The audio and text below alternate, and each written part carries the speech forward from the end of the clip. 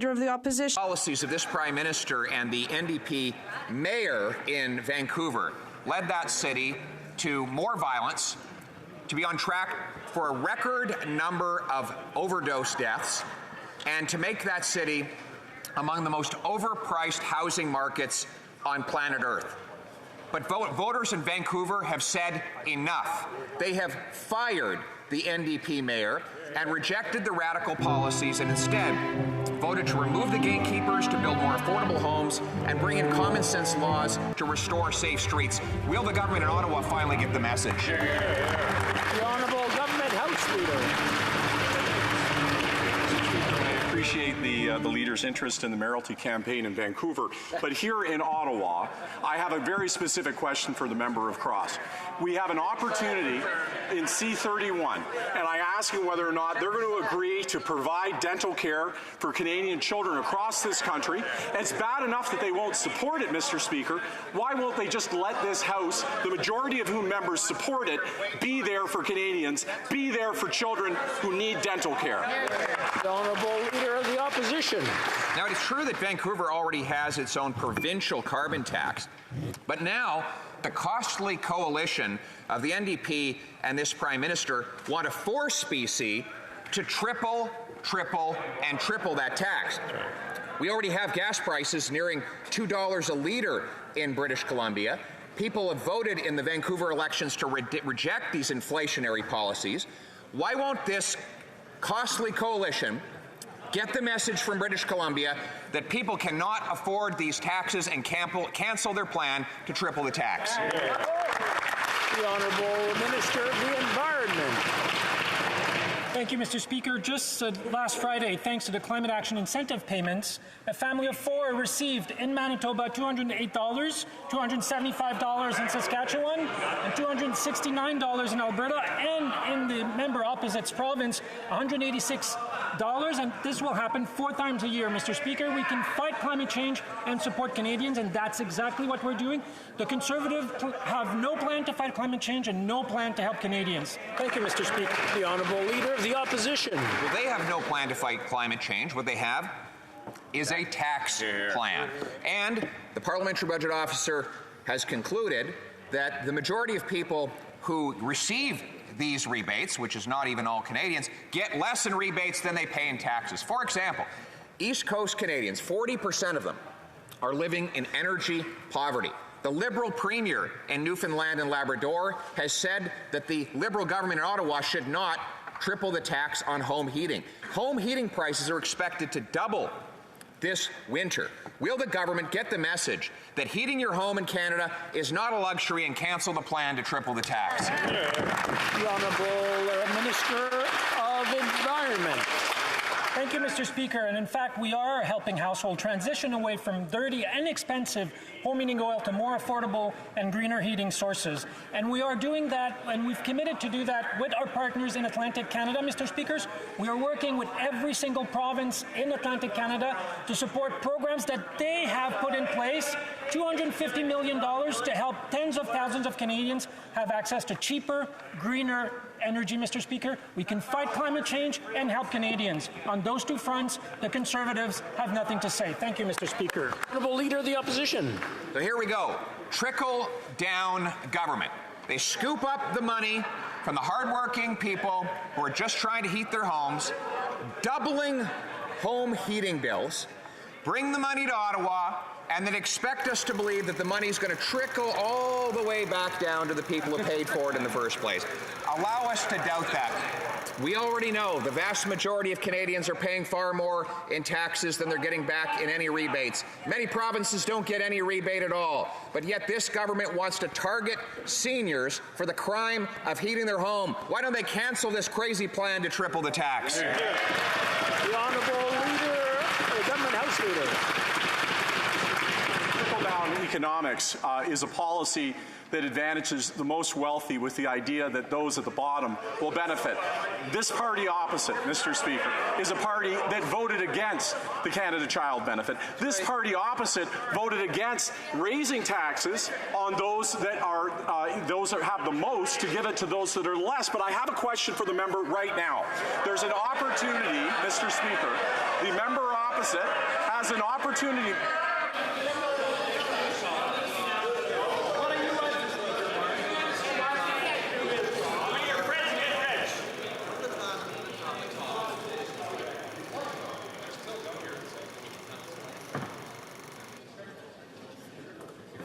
It's okay, we can continue.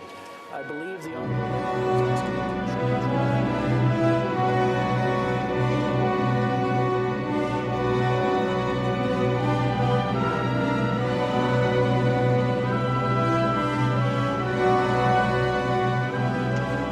housing he's bragging about will go to almost no Canadians, and those who will get it will get at most $500. These days, you can't even rent a doghouse in the backyard for that amount of money. The reality is that this Prime Minister has presided over the worst housing bubble on planet Earth. UBS says that Vancouver is more overpriced than New York, Tokyo, Hong Kong, Los Angeles, all places with more people, more money, and less land. When will the Prime Minister get the gatekeepers out of the way and stop printing money to inflate our housing market? The Right Honourable Prime Minister. Mr. Speaker, the Leader of the Official Opposition makes a big show about being concerned about families, but if he actually wanted to support low-income families, he'd step up and support our measures to give more money to low-income families for the cost of dental care for their kids, or to help the 1.8 million Canadians who will benefit from our housing benefit, additional help on the housing benefit. The reality is, Mr. Speaker, not only does the Leader of the Opposition not support those measures to help low-income families with real money this fall, he's blocking their passage in the House, preventing anyone from getting that money. The Honourable Leader of the Opposition. This is the Prime Minister that's blocking people from actually getting a house. It's $2,000 to rent an apartment in Canada these days, $1 million for a home in Toronto, an average place. And now he wants to make it more expensive to heat homes by tripling the carbon tax. Even the Liberal Premier in Newfoundland and Labrador has said that rural seniors will struggle to keep the heat on. Will the Prime Minister show some mercy for those people who are struggling to heat their homes and cancel his plan to triple the tax? The Right Honourable Prime Minister. Mr. Speaker, the Leader of the Opposition's obsession with attack politics means that measures that are focused on helping low-income families pay for the cost of dental care for their kids with an extra $1,300 over the next 2 years, or an extra $500 for low-income renters that'll hit about 1.8 million Canadians across this country. Not only is he not supporting those concrete measures, like he flip-flopped, reversed himself and supported our GST credit that's supporting Canadians, he's not only not supporting dental and rental, he's actually blocking its passage in the House. Honourable Leader of the Opposition. The question was about home heating. This Prime Minister wants to triple the tax on seniors for the crime of heating their homes in February. It is not a luxury to heat your home in Canada in the wintertime, yet the Prime Minister wants to punish people for doing it. 40% of Atlantic Canadians are living in energy poverty, yet the Prime Minister wants to hit them all with a big, fat tax hike. If he's not going to back down on his plan to triple the tax, will at least he have the decency to exempt home heating this winter from that tax hike? The Right Honourable Prime Minister. Mr. Speaker, it's important that we, as we debate in this House, we ground ourselves in facts. The reality is, Mr. Speaker, an average family in this country receives more money from us pricing, putting a price on carbon pollution than they pay. It is support for families even as we fight climate change. In the Leader's own riding, families have received, including just last Friday with the latest check, a total of $550 because of the climate action incentive. We will continue to fight climate change. We will continue to put more money in the pockets of families. The Honourable Leader of the Opposition. First of all, the Prime Minister is imposing this carbon tax hike on all 10 provinces and 3 territories. 6 provinces will not get any rebate at all. And even in the remaining 4, the Parliamentary Budget Officer has shown that the majority of people pay more in taxes than they get back in rebates. It's all been a falsehood.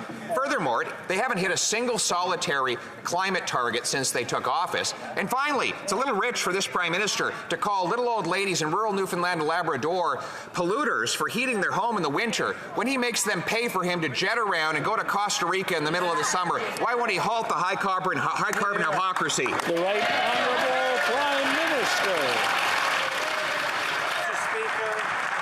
The Leader of the Opposition focuses on me. I will stay focused on Canadians. That's why we're moving forward with a price on pollution that puts more money in the pockets of average families, that doesn't help the wealthiest Canadians. And we know that the Conservative politicians on the other side of the aisle are always looking to give tax breaks and advantages to wealthy politicians. They still think trickle-down works. We're seeing across the Atlantic how that doesn't work. We have made investments in Canadians supporting those most vulnerable and those in the middle class. We will continue to. Why are they continuing to block dental and rental supports for low-income Canadians?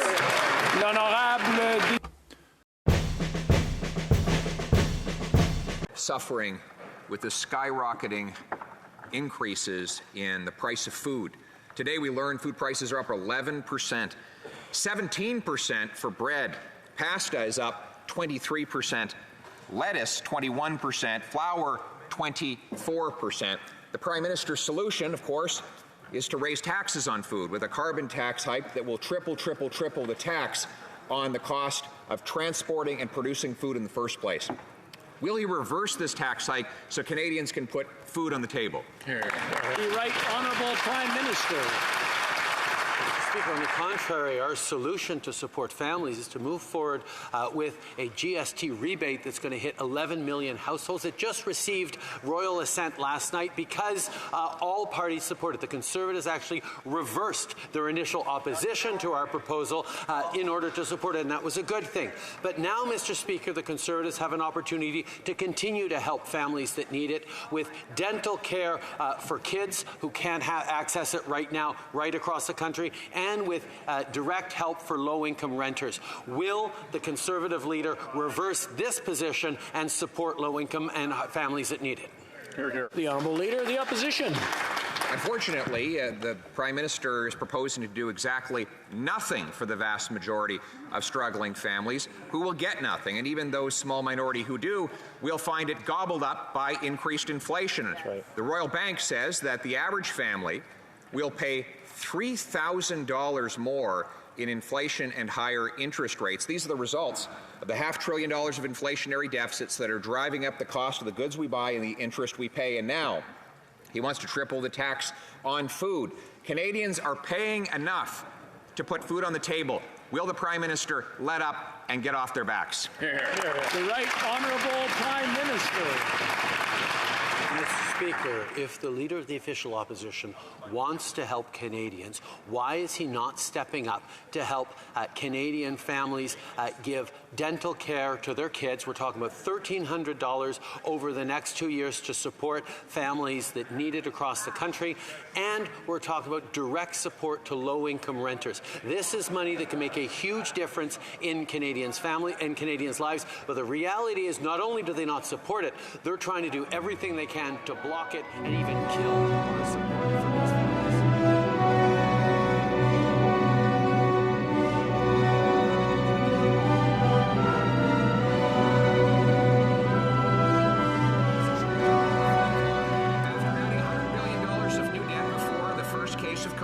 $500 billion of debt before the Russian invasion of Ukraine, doubling the debt, adding more debt than all other prime ministers combined. Now the Prime Minister's government is saying they're going to cut $9 billion and even bring in my pay-as-you-go law to find savings for every new dollar of spending. But wait, they now admit that deficits add fuel to the inflationary fire. But can we really trust the arsonists who lit the fire to put it out?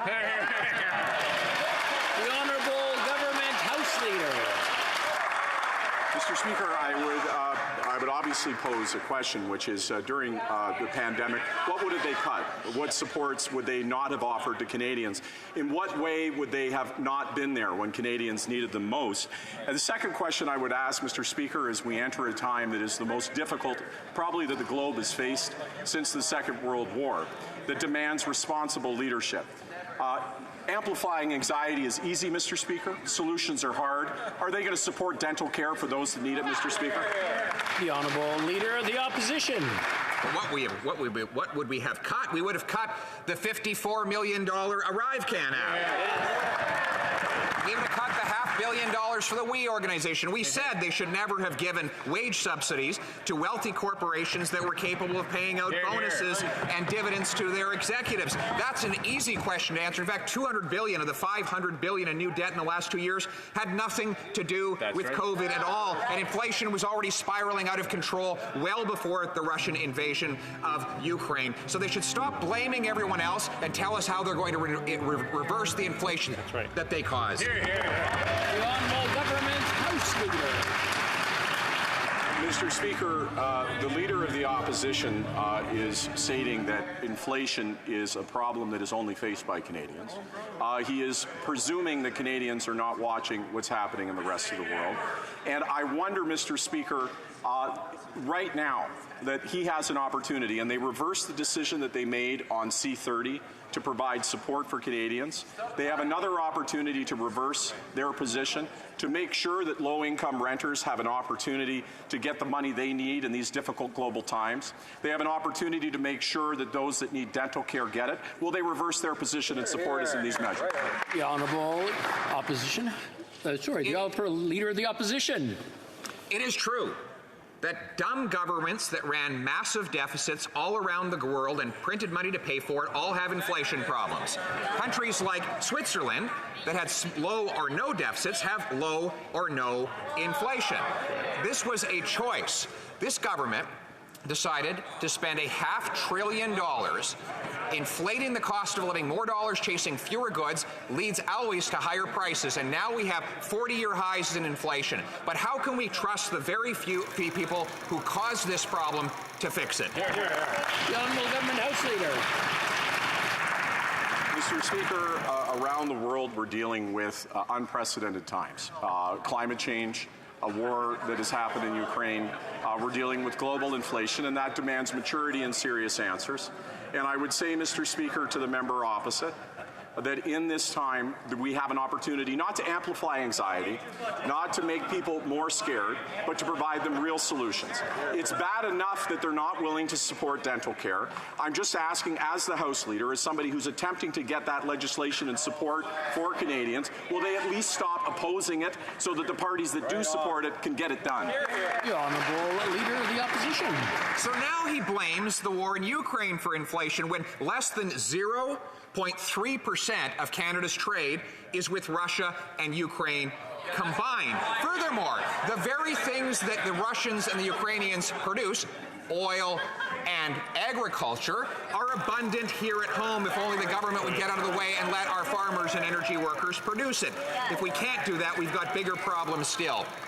It's time for them to actually take responsibility. $500 billion of inflationary deficits have made life more expensive and have been bone-crushing for our consumers. When will they reverse these inflationary policies? The Honourable Government House Leader. Mr. Speaker, they didn't support childcare for those that needed it, to help cut it in half immediately and make sure that it goes to $10 a day. Mr. Speaker, they didn't support raising taxes on those who are earning the most so that we could give a break to those in the middle class. And now here we are again, Mr. Speaker, with dental care, where there's many families who are struggling because of the challenges that are happening across this globe, and they're not supporting that, Mr. Speaker. And I understand they're not supporting that. That's their partisan position. But will they at least get out of the way so that those of us that are trying to help Canadians right now...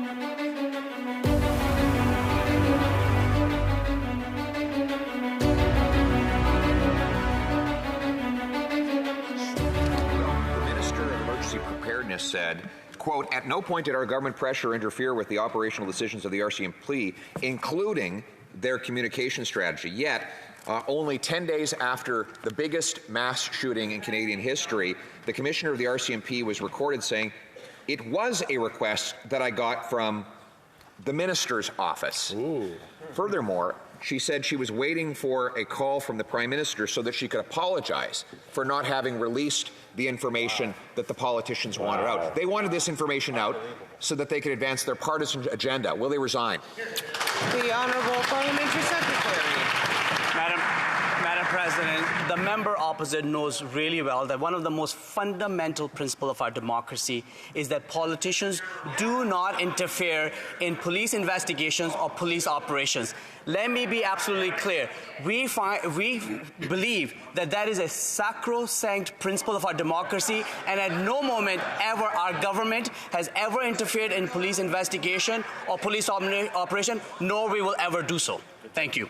The Honourable Leader of the Opposition. And yet a recording from the Commissioner of the RCMP shows that that is exactly what they did.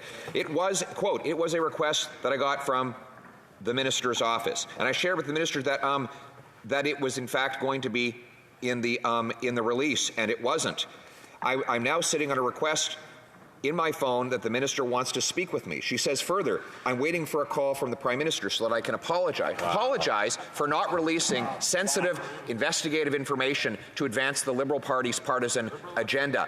With this revelation of falsehoods stated by this Minister in this House, will he resign? Here, here.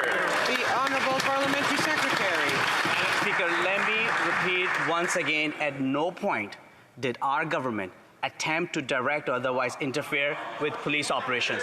Let me quote what Commissioner herself stated to testimony to parliamentarians, and I quote, "Let me be clear. I did not interfere in the investigation. I did not receive direction, and I was not influenced by government officials regarding the public release of information, and more importantly, on the direction of the investigation. I ensured that operational independence was maintained in all my interactions with government as I do today." This is a direct quote from the L'Honorable Chef de l'Opposition. The Honourable Leader of the Opposition. Another quote in a recorded conversation. So she too has stated one thing here and the opposite there. Similarly, with the ArriveCan $54 million scandal, we see the government saying things that contradict the facts. They released a document to the House of Commons saying that Think On Inc. had received a $1.2 million contract for experimentation of mobile QR scanning. Yet the CEO said yesterday he never got any money. In fact, they don't even work in the field. So if his company didn't get the money, who did? The Honourable Leader of the Government in the House. Matters. Obviously, the government ensures that contracts are handed to the highest standards. There are questions about this contract that are being looked at. Certainly, we want to make sure there are answers. But I will say, Madam Speaker, that what we did when the country was in a situation of crisis, when the opposition was calling for the border to be closed, is ensure that we brought forward an app that allowed the movement of people safely during that crisis. And that is something that worked and was extremely effective, Madam Speaker. Here, here.